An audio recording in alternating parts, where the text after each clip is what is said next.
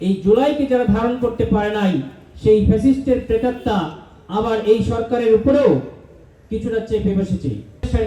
যুদ্ধের সামনের দিকে এগিয়ে এসেছে।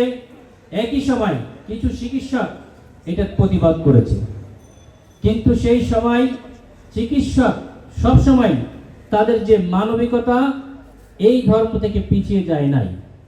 তাদের জীবন বাজি রেখে আমিও সেই সময় প্রত্যেকটি সেক্টরে চিকিৎসার ক্ষেত্রে এবং আমার কয়েকটি অ্যাম্বুলেন্স সেই সময়কার জন্যে 24 ঘন্টার জন্য আমার রিজার্ভ করা ছিল।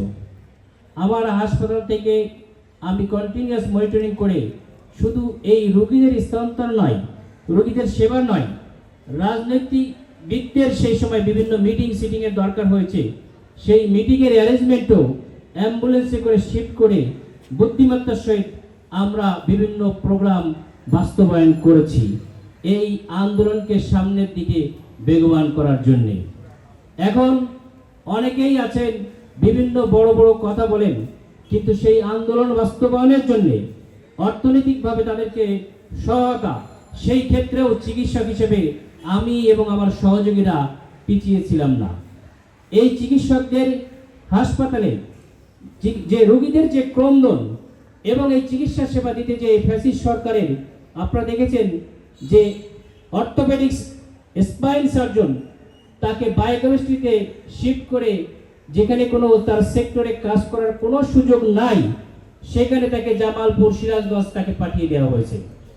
আনফরচুনেটলি এই জুলাইকে যারা ধারণ করতে পারে নাই, সেই ফ্যাসিস্টের প্রেতাত্মা আবার এই সরকারের উপরেও কিছুটা চেপে বসেছে।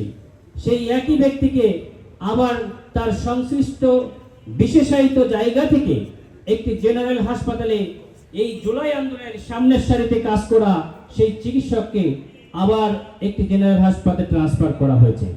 এটা সত্যিকারের জাতির জন্য সত্যি দুর্ভাগ্যজনক। আমরা চিকিৎসকদের এই অবদানকে যদি ধারণ করতে না পারি, চিকিৎসকদের জন্য একটি নিরাপদ কর্মস্থল যদি আমরা না করতে পারি, চিকিৎসকদের জন্য আমরা যদি সত্যিকারের তাদের পরিবেশ তৈরি করে না দিতে পারি, রাজনীতিমুক্ত যদি পরিবেশ না করতে পারি, শিক্ষা, চিকিৎসা, স্বাস্থ্য, এই তিনটা জায়গায় আমাদের মতৈক্য, মতবিরোধ থাকবে। কিন্তু জাতীয় স্বার্থে দেশকে যদি আমরা গঠন করতে চাই, তাহলে রাজনীতির ঊর্ধ্বে এসে সেই জায়গাটাকে একটু স্বচালিতভাবে চলতে দিতে হবে জাতীয় স্বার্থে। এখন এই জুলাই পরবর্তী চিকিৎসকদের কোথাও কি এরকম কোনো আলোচনা সভা হোক বা তাদের এই কাজের মূল্যায়ন হিসেবে কখনো কোনো অনুষ্ঠানের আয়োজন করা কি হয়েছে? কোথাও কিছু হয়নি, কারণ তারা ভুলে গেছে ওই অবদান মনে রাখতে হলে যারা জীবন দিয়েছে, যারা আহত হয়েছে, তাদেরকেও মনে রাখতে হবে। চিকিৎসকরা কি করেছিল সেটা আজ পর্যন্ত কতটুকু কার মনে আছে সেটাও এখন চিন্তার বিষয়। জুলাই আন্দোলন শুধুমাত্র একটি আন্দোলনই না, এই আন্দোলনের মাধ্যমে তরুণরা আমাদেরকে শিখিয়েছে তরুণ সমাজ চাইলে যে কোনো অবস্থায় দেশের পরিবর্তন আনতে সক্ষম।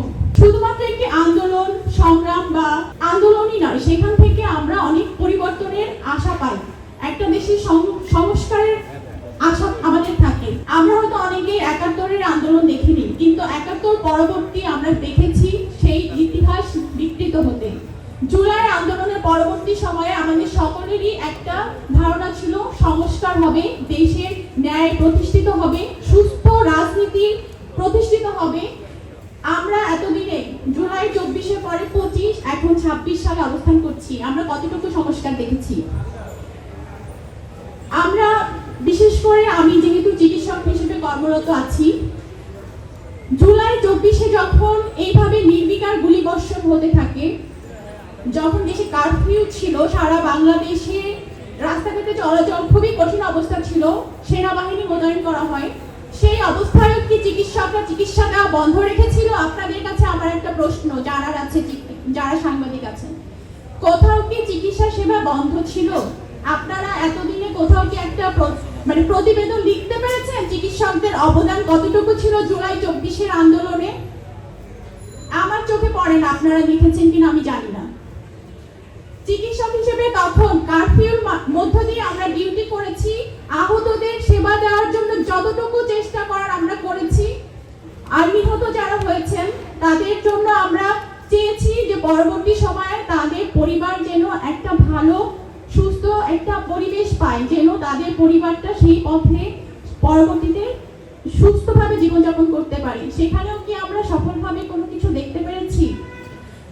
যখন কারফিউ জারি হয় আমরা কিন্তু কোনো হাসপাতালের ইমার্জেন্সি অ্যাম্বুলেন্সের সার্ভিসও পাইনি যাতায়াতের জন্য।